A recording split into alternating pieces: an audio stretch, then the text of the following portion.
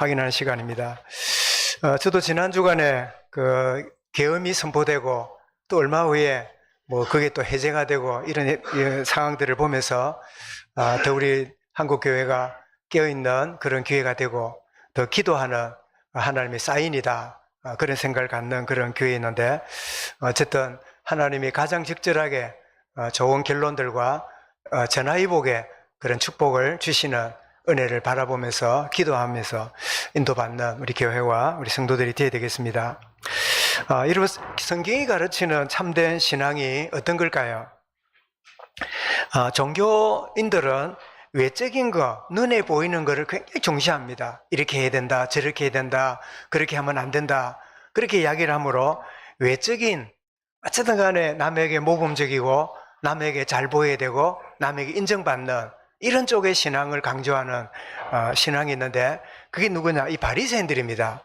이런 마태복음 23장 27절에 보면 화 있을진저 외식하는 서기관들과 바리새인들이여 회칠한 무덤 같으니 겉으로는 아름답게 보이나 그 안에는 죽은 사람의 뼈와 모든 더러운 것이 가득하도다. 속은 어떻든지 겉만 아주 열심히 내고 남에게 인정받고 남에게 이렇게 하는 이런 어떤 이 외적인 거, 눈에 보이는 걸 강조하는 그런 신앙의 이 종교적인 신앙이지요. 그래서 반대로 아니다, 내적인 거, 영적인 거, 우리가 영적인 게 더 중요하다. 그러면서 영적인 거는 중요하기 때문에 외적인 거는 아무 소용없다, 아무렇게 살아도 돼, 오직 영적인 거, 오직 복음적인 거, 이러면서 살아가는 그런 또 신앙의 유형이 있어요. 그래서 마태복음이 아니라 마가복음 7장 11절에 보면 고르반, 이 고르반이라는 뜻은 하나님께 드린 바 되었으면 부모고 형제고 돌아볼 필요 없다. 오직 하나님만 잘생기면 사람 챙기고 돌아보는 거 그럴 필요 없다. 이런 외적인 거는 무시하고 내적인 거, 영적인 것만 강조하는 이런 신비적인 그런 또 신앙의 유형이 있지요. 그런데 여러분, 내적인 것을 중요시하지만 외적인 것도 소홀히 하지 않아야 될 것이 성경의 가르침입니다. 이런 마태복음 23장 23절에 보면 화 있을전지 외식하는 서기관들과 바리새인들이여 너희가 박하와 회양과 근처의 11조를 들이되 율법에 더 중한 바 정의와 긍휼과 믿음은 버렸도다. 그러면서 주님 뭐라고 말씀해요? 그러나 이것도 행하고 저것도 버리지 말아야 할지니라. 내적인 거 강조하다가 외적인 거 소홀하는, 외적인 거 강조하다가 내적인 거를 무시하는 그런 치우치는 신앙이 아니라 내적인 것이 중요하면서도 동시에 외적인 것을 돌아보는, 이것이 바로 균형 잡힌 신앙인데, 그래서 디모데후서 1장 14절에 보니까 우리 안에 계시는 성령으로 말미암아 네게 부탁한 아름다운 것을 지키라. 그래서 여러분, 멀쩡하게 있던 사람이요, 좀 은혜 좀 받고 나면 가정도 직장도 모든 일상을 저버리고 그냥 자기만 은혜 받고 다니는 것처럼 그렇게 다니다가 어느 날 하나님의 주시는 은혜가 제대로 들어가면 내게 주신 내적인 이 힘을 얻고 내게 주어진 모든 것들을 돌아보는 게, 응답이 멀리 있는 게 아니라 내 가까이에 있는 것을 돌아보고 챙기고 관리하는, 이것이 하나님 주신 응답이고 축복이구나, 이 사실을 알게 되는. 그래서 여러분, 성경이 가르치는 신앙은 외적인 것만 강조하는 종교 생활이 아니라 내적인 것만 강조하는 신비주의가 아니라 정말 내적인 것이 중요함을 체험한 사람은 외적인 자기 삶에도 증거가 나타나는 균형 잡힌 것을 우리에게 말씀하는데, 아니 창세기를 쭉 하다가 목사님 갑자기 왜 여호수아를 갑니까? 이런 분이 있을 텐데요, 오늘 성경을 우리 같이 읽는 중에 지난주에 99세 된 아브라함에게 임하셔서 하나님이 뭐라고 하셨죠? 내 이름을 바꾸라. 두 번째 뭐라고요? 모든 남자에는 할례를 행해라. 그 할례라는 말씀을 주셨잖아요. 그래서 지난 주간에는 그 이름을 바꾸시는 부분에 대해서 우리 수요일 말씀 나누고 있는데, 이 할례에 대해서 한번 점검을 하고 지나가야 되겠다. 그래서 가장 극적으로 할례가 행해지는 것이 어디냐? 여호수아가 요단강을 건너고 여리고를 이제 점령하는, 이제는 강한 대적을 물리치는 그와 같은 시간표인데, 놀랍게도 힘을 얻고 짐승을 잡아먹고 딱 체력을 유지해서 강하게 해서 군대를 치라, 이렇게 해야 될 건데 할례를 행해라.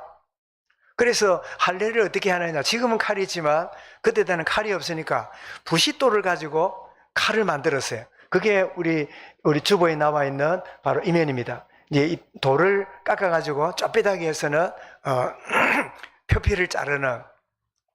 그런데 전쟁을 앞둔 이 군대에게, 여러분, 할례를 행한다는 것은 남자가 힘을 못 써요. 거의 일주일 동안 꼼짝 못하고 누워 있어야 되는 게 할례 예식이에요.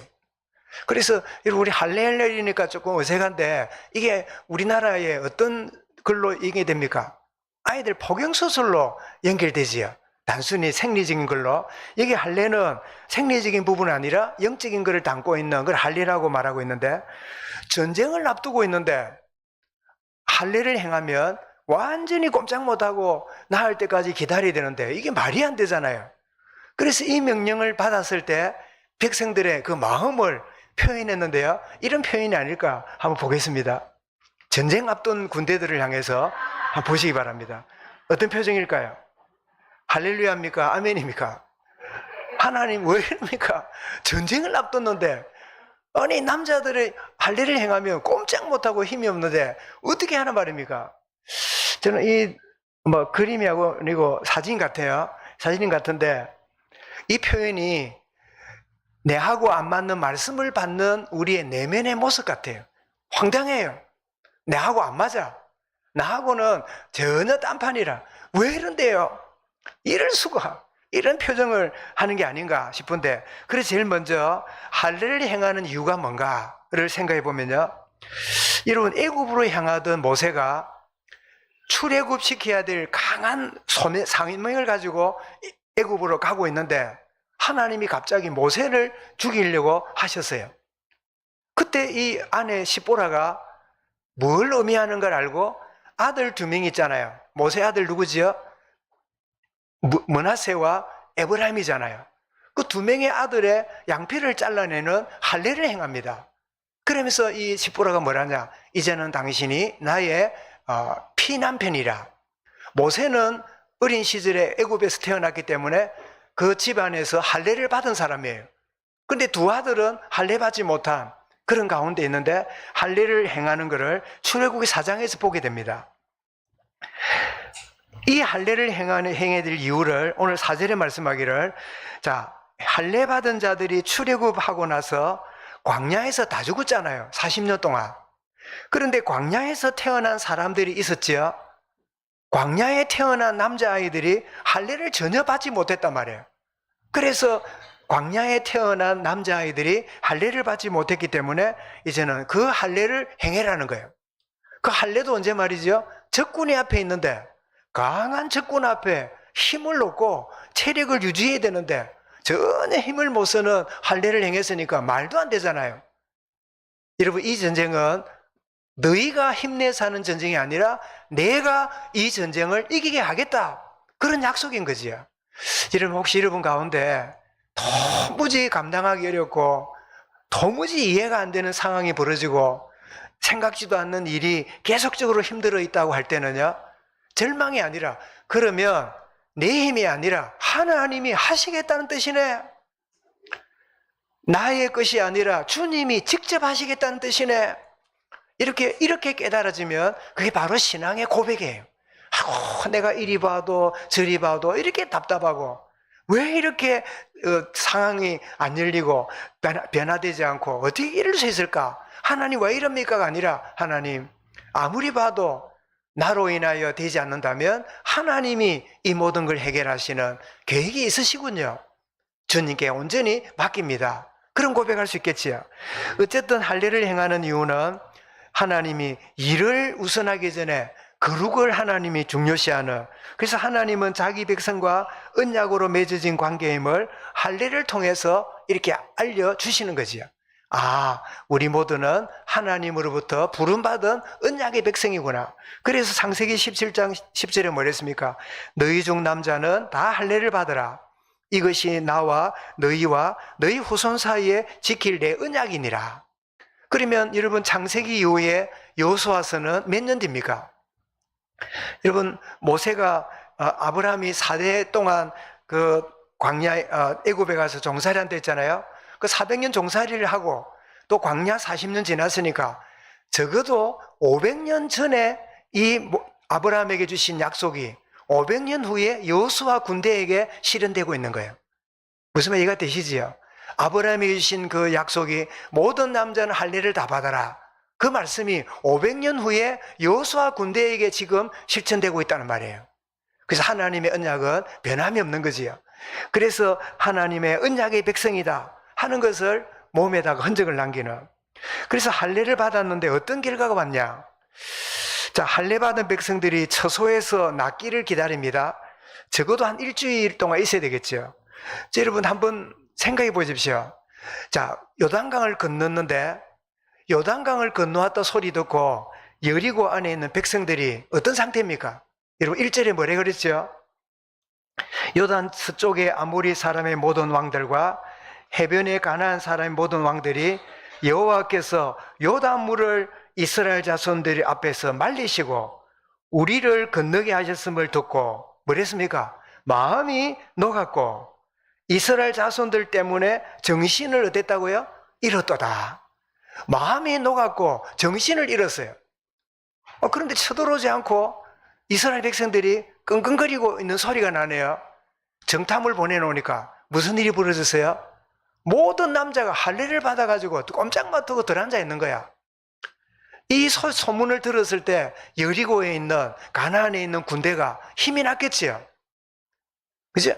그래서 여러분 막 군사를 모으고 준비를 하고 그런 소리가 웅성거릴 때 할례 받아 꼼짝 못하고 이스라엘 백성들이 그 여리고 군대가 막 전쟁 준비하고 있는 소리를 듣고 있으면서 얼마나 두려웠을까요?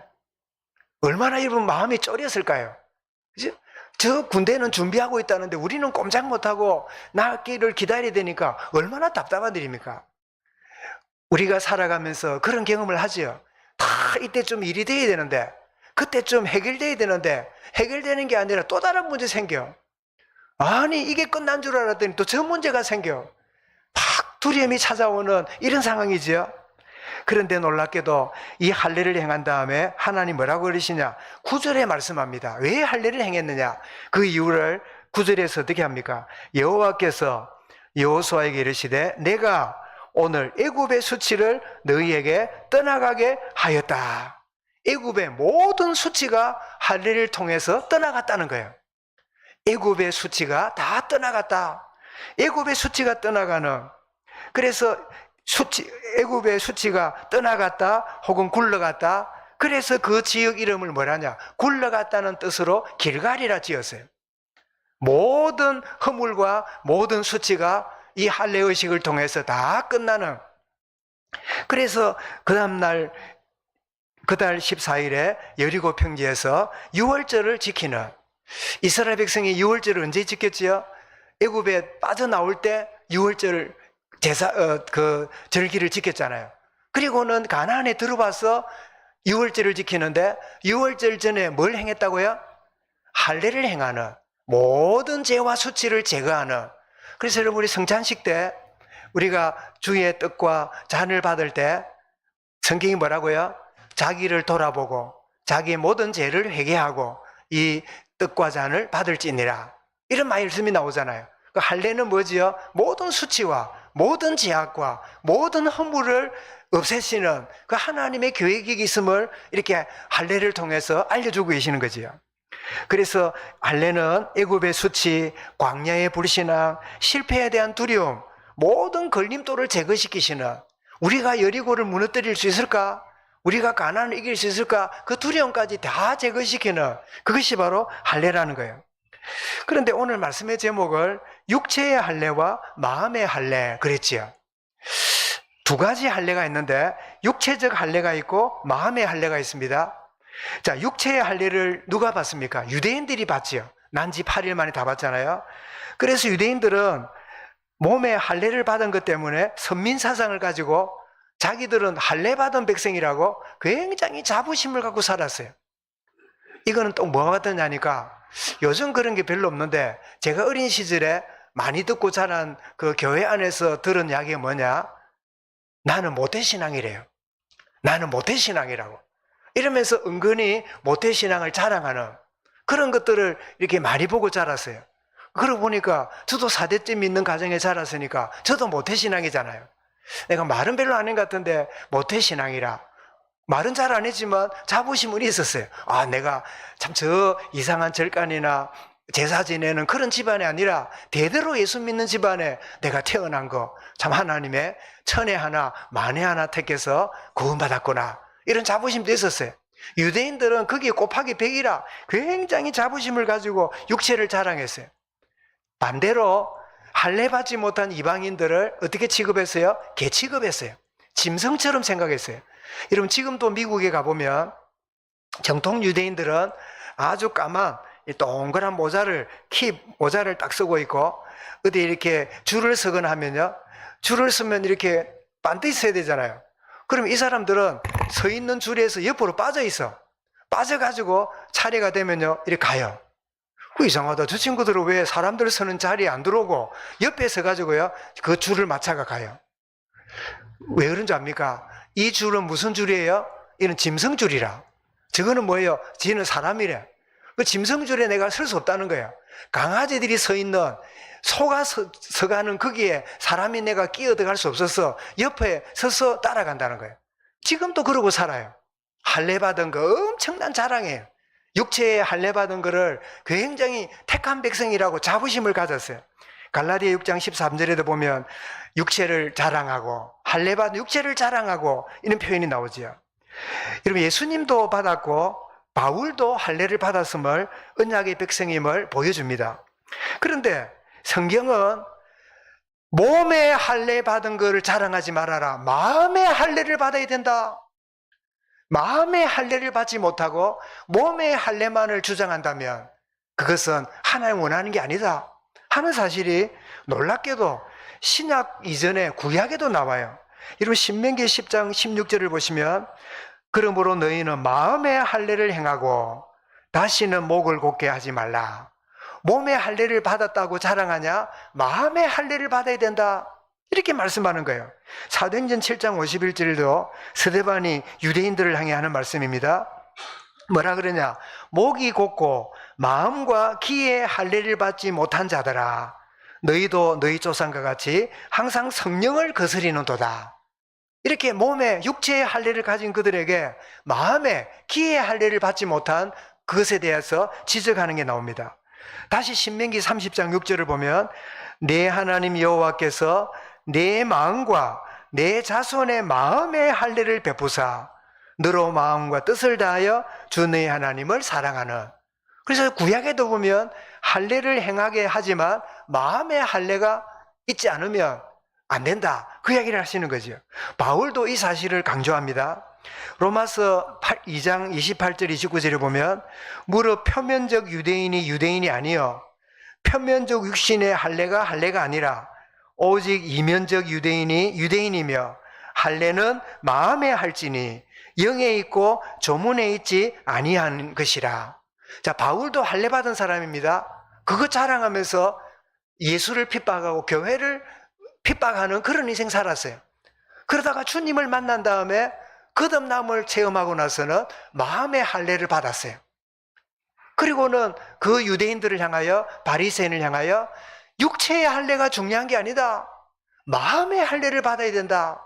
라고 이야기를 이렇게 주장하는 걸 보게 되는데 갈라디아 6장 15절에도 할례나 무할례가 아무것도 아니로되 오직 새로 지으심을 받은 것만이 중요하니라.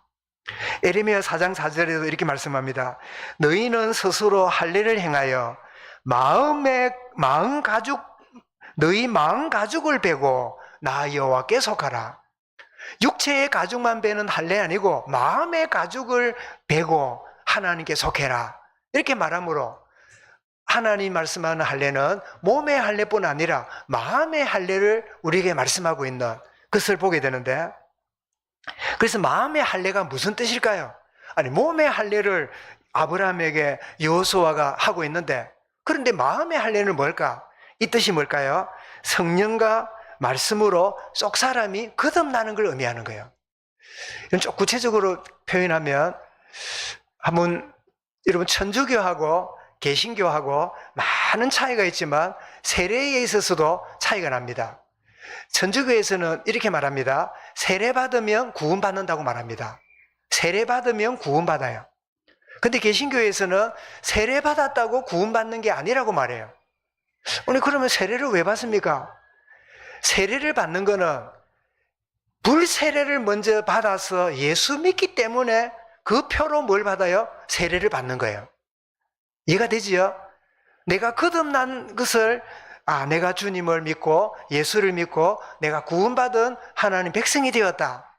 이게 고백이 되기 때문에 모든 교회 앞에 내가 주님을 믿는 내면이 변화된 거듭난 하나님의 자녀가 되었습니다. 그러므로 제가 공적으로 세례를 받음으로 내면이, 내 마음의 할례가 일어난 것을 내가 표로 세례받겠습니다.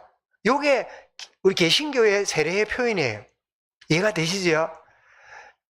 천주교는 뭐라고요? 무조건 영세를 받으면 세례받은 거라. 영세가 곧 구원이라. 근데 개신교회는 세례가 구원을 의미하지 않습니다. 세례 이전에 마음에 여러분 거듭남의 근거, 구원의 표현을 받는 거듭남을 체험하는 그것이 있는 사람이 뭘 받아야 돼요? 세례를 받아야 돼요. 우리 강 대표님 아시겠죠? 내가 세례 받았으니까 구원받았다가 아니라 구원받았기 때문에 세례 받은 거야. 이해가 되시죠? 구원 못 받은 사람이 세례를 매달 받아본들 그는 옷만 버리지 아무 소용없어요. 그래서 여러분 세례를 많이 베푸는 우리나라 조직이 하나 있지요. 많이 베푸는 그게 어딜까요? 부대 가면 군대 세례잖아요.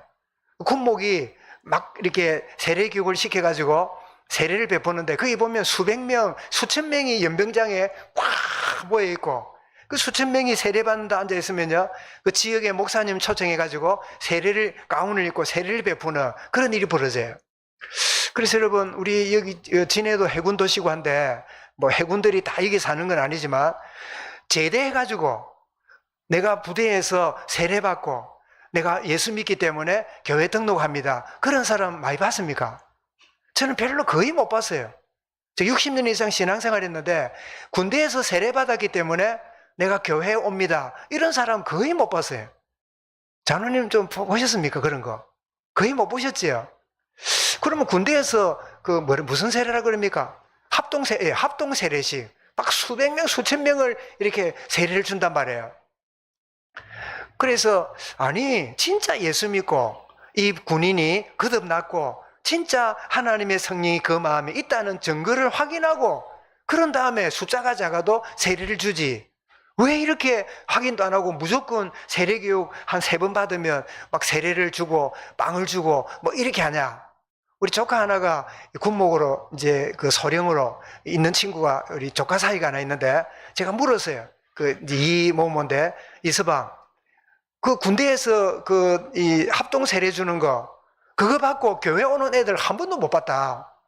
나 군대에서 세례 받았다고 제대하면서 교회 와서 등록하고 이런 사람 나는 거의 못 봤다. 우리 장로님들 여쭤봐도 그런 사람 못 봤다는 거 보니까 못 봤는 게 거의 대부분이죠. 군대 세례는 세례고 나오면 끝이라. 그러면 전혀 몸의 할례는 받았지만 마음의 할례를 못 받았단 말이잖아요. 그죠? 물 세례는 받았지만 성령이 주시는 거듭남이 없었단 말이잖아요. 그런데 그 증거가 누구냐? 바로 저입니다. 제가 사대집 믿는 가정에 자랐고 신앙생활 교회 수요일까지 저는 중학교 들어가면서부터요. 중학교 1학년 때부터 수요 예배를 참석했어요. 그리고 이제 부흥 강사가 그러더라고요. 여러분, 교인들의 신앙이 어떤 줄 압니까? 다 믿음에 보면 주일 낮 예배 드리는 교인이 주일 저녁 예배 되면 반으로 준다네요. 수요 예배 되면 3분의 1 내지는 거의 4분의 1로 준다네요. 그래 주님이 언제 오시느냐? 말세에 믿는 자를 보겠느냐 했으니까 아마 주일 낮도 아니고 주일 저녁도 아니고 사람들 잘 오는 수요일, 수요일도 뭐 오는 수요일? 비 오는 수요일. 그때 주님 재림 안 하겠냐? 그 이야기를 하길래 제 마음속에 수요예배 가야 되구나. 왜? 내가 안 간 그날 주님 재림하면 내가 나가리 되잖아. 미안합니다. 나가리래서 우리 세임이가 없네. 세임이 나가리 알아요? 달라가는 거, 그지? 그럼 공부 다 했네. 학교 안 다니게 되겠네. 그것만 알면 세상 사람 도움이 이제 필요 없어요. 나가리네. 되겠네. 그래가지고 수요예배를 중학교 1학년 때부터 다녔어요. 그리고 중학교 2학년 되니까 제게 전도사님이 교육해가지고 세례를 받았어요. 그 중학교 2학년 세례를 받았어요. 그러니까 나는 교인이 됐잖아요. 그런데 나는 거듭나지 못한 교인일 뿐이었어요. 고2 때 말씀드렸지요. 억지로 참여한 여름 SFC 중고등 학생들 여름 수련회 하는데 부산 사상교회라고 3,000명이 모이는 큰 그 집회인데 그 참여했다가 이제 금요일 오전까지 하면 끝나고 집에 가요. 그런데 목요일 저녁 밤 돼가지고 철야기도 한다고 학생들 다 노래해요. 철야기도는 우리 어머니 아버지들이 하는 거지 내가 무슨 철야기도를 해. 나는 기도하면요 회개하는 게 기도인 줄 알았어요. 왜냐하니까 마루층에 있는 교회에 저는 억지로 어머니 아버지 따라 새벽기도를 가면 새벽기도 마치고 떠나간 부모님들 자리 보면 마루층에 보면 물이 흥건해. 나는 비가 샜나 했더니 보니까 울고 갔는가 봐. 울어야 기도인 줄 알아. 회개하고 울어야 기도라고 생각했어요. 근데 철야기도 하잖아요. 나 회개할 것도 없고 울 것도 없어. 그래 억지로 끌려나가서 앉아가지고 있는데 세상에 찬송 불렀다가 기도시켰다가 찬송 불렀다가 기도시켰다는데요. 막 1시간 좀 견딜 수가 없어요. 도망가자니 전도사님이 옆에서 불꽃 같은 눈으로 쳐다보고 있는 거야. 도망도 못 가지. 근데 보니까 목사들, 무사들은 도망가고 없어요. 서히 끌려갔거든. 불쌍한 집사들만 앉아있어요. 그게 바로 접니다. 그러다가 그날 저녁에 그 말씀드렸죠. 표가 뭐냐? 아담아 네가 어디 있느냐? 아담아 네가 어디 있느냐? 범죄하고 하나님 떠나 두려워하는 아담에게 하나님 물으신 질문이잖아요. 아담아 네가 어디 있느냐? 그 질문이요. 그 저녁에 내 마음에 들어왔어요. 어디 있기는 내가 어디 앉아있지요. 그런 몸뚱아리고 너의 영혼이 너 내면이 어떤 상태에 있느냐 했더니 하나님 떠나 범죄하고 두려워 떨고 있는 그 아담이 바로 나라는 게 발견되었어요. 오 하나님 접니다. 내가 두려워서 하나님을 떠나고 그렇게 살고 있습니다. 그때 그 주님이 내게 마음의 할례를 행하시는 거듭남의 축복을 누리게 됐어요. 그게 이제 고2 여름 방학 때예요. 육체의 할례. 나는 어릴 때 세례 받았어요. 교인들로부터 목사님도 우리 진 선생은 참 신앙생활 잘한다고 목사님이 우리 자막 이리 만들어 주문회가 붙이면 옛날에는요 손으로 다 그려가지고 붙였어요. 딱 추수 이러면요 이상 모양을 만들어가지고 그걸 잘라가지고 붙여놓으면 목사님이 어떻게 그런 게 만들어냈냐고 이렇게 하면서 나는 믿음이 좋은 줄 알았어요. 그런데 하나님의 질문 앞에 나는 전혀 하나님과 관계없는 하나님의 관해서만 알았지 하나님 그분은 전혀 모르는 그런 불신자로 내가 살고 있다는 걸 발견하게 되면서 내 인생이 거듭나게 된 거예요. 그게 뭐지요? 그게 마음의 할례입니다. 사랑하는 여러분, 여러분은 육신의 할례, 세례는 받았지만 마음의 할례를 받으셨습니까? 물과 성령으로 거듭나는 이 축복의 은혜를 누리고 계십니까? 이때부터 참 신앙이 시작되고 하나님과 인격적인 교제가 시작돼요. 하나님과의 참된 만남이 시작되는 거예요. 여러분, 이 육체의 할례, 그냥 물세례만 받고 신앙생활 잘하면요 그냥 큰일 없이 직분도 가져요. 중직자도 돼요. 그런데 늘 본성을 가지고 늘 거듭나지 못한 심령을 가지고 있기 때문에 교회를 쳐다보면 늘 문제만 보여요. 기도가 되는 게 아니라 자꾸 문제만 보여요. 자꾸 긍휼의 마음과 중보기도가 아니라요 자꾸 정죄하는 마음이 일어나요. 왜 그럴까요? 거듭나지 못해서 그래요. 겉은 신자의 옷을 입고 있는데 내면은 불신자 모양 그대로예요. 그러니 여러분 남도 힘들지만 누가 제일 힘들까요? 본인이 제일 힘들어요. 본인이 자기 속은 이런 건데 겉은 그렇게 보이면 안 돼요. 그래서 속과 겉이 다르니까 겉으로는 좋은 신자로 좋은 직분자로 좋은 목사로 보여야 되는데 내면이 그렇지 않으니까 얼마나 속이 힘들겠어요. 얼마나 위선을 떨어야 되니까 힘들겠어요. 여러분, 이 오늘 말씀에 육체의 할례와 마음의 할례, 나는 육체의 할례, 물세례만 받고 있는 것인가, 마음의 거듭남, 성령으로 변화된 이 축복 누리는 것인가. 그래서 제가 거듭나고 주님을 만난 이후에 제가 온 변화는 그동안에 아버지, 어머니, 아버지로부터 엄청난 지적과 꾸중을 듣고 자라온 저였는데 그때부터는 부모님들의 꾸중이나 지적이 없어진 것 같아요. 왜냐니까 제 내면이 변화됐거든. 늘 부모님이 가르치는 첫 번째 제 이슈는 공부하라보다도요, 교회 빠지면 안 된다. 교회 왜 늦게 왔냐? 교회 가라는 게 부모님의 가르침이라, 종교교육이라. 본인들도 그래 믿으시는 몰라도 막 교회 빠지면 큰일 나. 막 교회에 늦거나 이러면 막 불이 나와. 늘 꾸중 들을 때 예배 늦게 온 거, 빠진 거, 중간에 도망친 거. 왜냐니까 중간에 도망치기도 했거든. 찬양대 끝나고 그러면 뒤에 앉아있다가 도망갔거든. 꼭 찬양대 뒤에는 문이 있어요. 그래 아마 도망을 치고 막 그랬거든. 왜? 속은 변화되지 않는데 겉만 신자로 있으니까 신앙생활이 재미가 없어. 기도하자고 가니까 뭐 나는 회개할 것도 없고 막 짜증이 나서 앉아있지도 못해. 그렇다고 우리 누구처럼 집 나갈 용기도 없고 그래가지고 막 우두커니 있는데 얼마나 힘들어요. 마음의 할례만, 육체의 할례만 가지고 마음의 할례를 받지 못하고 있는 이런 부분에 대해서 물과 성령으로 말씀으로 거듭나야 될 것을 말씀하는데, 그래서 요한복음 3장에 누가 찾아옵니까? 니고데모가 찾아오지요. 어떻게 하나님 나라 갑니까? 이래 물을 때 그 유대인의 지도자였던 이 세인이었던 이 니고데모인데 주님 뭐라 대답하십니까? 물과 성령으로 거듭나지 않으면 하나님 나라에 갈 수 없느니라. 거듭남의 원리를 말씀합니다. 육체의 할례만 받고 있는 이 니고데모가 거듭남이 무슨 이야기입니까? 어떻게 어머니 속에 들어갔다 나온단 말입니까? 그렇게 말씀하니까 뭐라고 말씀합니까? 물과 성령으로 거듭나는, 영적으로 거듭나는 것을 다시 말씀하시지요.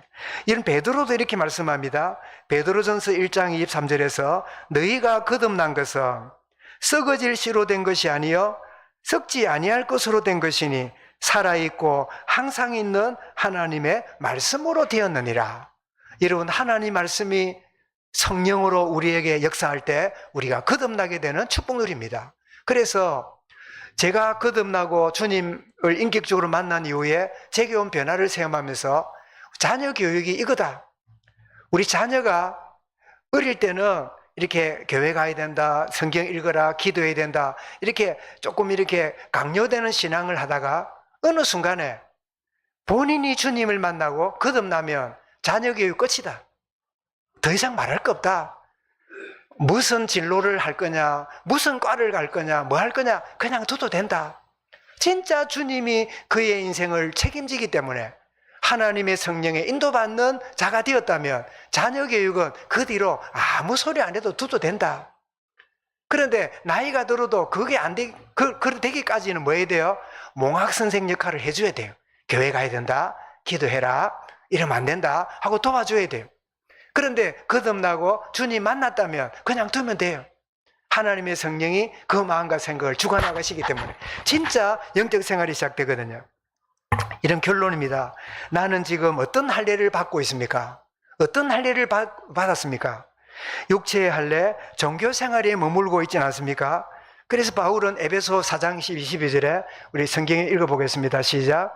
너희는 유혹의 욕심을 따라 썩어져가는 구습을 따르는 옛 사람을 벗어버리고, 여러분, 육체의 할례가 아니라 내면의 할례를 받으면 옛 사람을 벗어버린 순간이 돼요. 여러분, 에스겔 36장 26절 말씀을 또 보겠습니다. 시작.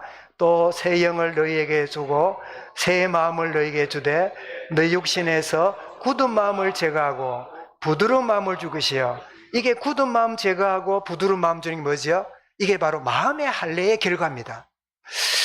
제가 녹음된 이후에 메시지를 보니까 글은 여기 나오는데 제가 손가락을 이루고 있대요. 그런데 글이 안 보이니까 여기다가 모니터를 하나 설치를 하든지 그래야 되겠다 싶은데요. 여러분, 육체의 할례에 머무는 종교 생활을 하고 있는 자들의 모습이었다면, 두 번째로 마음의 할례, 거듭나서 영적인 인생으로 새롭게 되어 있는가를 확인해 보겠습니다. 자, 로마서 3장 30절입니다. 시작. 할례자도 믿음으로 말미암아 또 무할례자도 믿음으로 말미암아 의롭다 하실 하나님은 한 분이시니라. 몸의 할례를 받지 못했을지라도 마음의 할례를 받는다면, 믿음으로 하나님의 자녀가 된다면 그 사람이 구원의 백성이라는 거예요. 그리고 갈라디아 6장 15절을 다시 한번 보겠습니다. 시작. 할례나 무할례가 아무것도 아니로되 오직 새로 지으심을 받은 것만이 중요하니라. 마음의 할례를 받는, 거듭나는, 물과 성령으로 거듭남이 중요하니라. 그러면 마음의 할례를 받았으면 나는 어떤 생활을 하는가 보면, 내 안에 임하신 성령의 깨달음과 인도함을 받게 됩니다. 누가 꼭 지적 안 해도 성령님이 내 안에 계시니까 깨달아집니다. 뭘 할 건가 고민하지 않고요, 성령의 인도하심을 받게 됩니다. 그게 마음의 할례를 받은 자의 특징이죠. 요한 16장 13절 읽어볼까요? 시작. 그러나 진리의 성령이 오시면 그가 너희를 모든 진리 가운데로 인도하시리니 그가 스스로 말하지 않고 모두 오직 들은 것을 말하며 장래일을 너희에게 알리시리라. 성령님이 내 안에서 알려주신다는 거예요. 그러면서 여러분 잘 아시는 대로 시편 23편 3절 읽어보겠습니다. 내 영혼을 소생시키시고 자기 이름을 위하여 의의 길로 인도하시는도다. 제가 주님을 만나고 기도하면서 제일 제 마음에 모처럼 마음에 다가왔던 것은 자기 이름을 위하여 의의 길로 인도하시리라. 그 말씀이 제 마음에 촛불처럼 지금도 타오르는 그 축복의 속에 들어왔어요. 부모님의 이야기가 누구의 가르침 이전에 성령 하나님이 내 마음에 가르치시고 인도하심이 있다면 그가 누구라고요? 육체의 할례가 아니라 마음의 할례를 받은 자. 주님, 육체의 할례, 겉으로는 물세례 받고 직분도 받고 있지만 내 내면에 아직도 성령의 세례가, 거듭남의 축복이 마음의 할례를 받지 못한 상태에 있다면 주여 나를 거듭나게 하시고 말씀으로 변화시켜 주시고 나를 새롭게 하는 축복을 누리게만 하여 주시옵소서. 이 할례가 단순히 지나간 옛날의 율법을 말하는 게 아니라 오늘을 사는 우리에게 내 마음의 가죽을 베고 하나님께 속하라. 그래서 정말 종교적인 생활에 힘든 가운데 있는 우리가 아니라 내면의 변화가 일어나서 할례를, 내면의 마음의 할례를 받았으므로 주님과 함께하고 성령의 깨달음과 성령의 인도받는 새로운 이런 시작이 있는 그런 축복 누려갈 수 있기를 주님의 이름으로 축원합니다. 감사합니다. 주님, 할례를 받게 하셨지만 마음의 할례를 받지 못할 때 참 마음의 할례를 받고 마음의 가죽을 빼야 된다고 말씀하는 성경 전체의 할례를 향한 가르침을 일깨워 주신 것 감사합니다.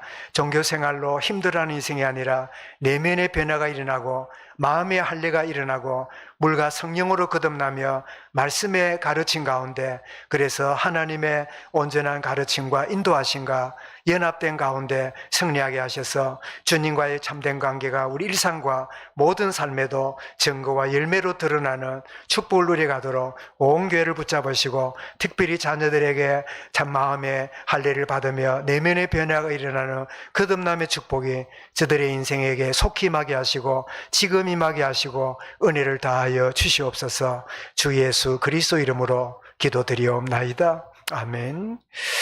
우리 함께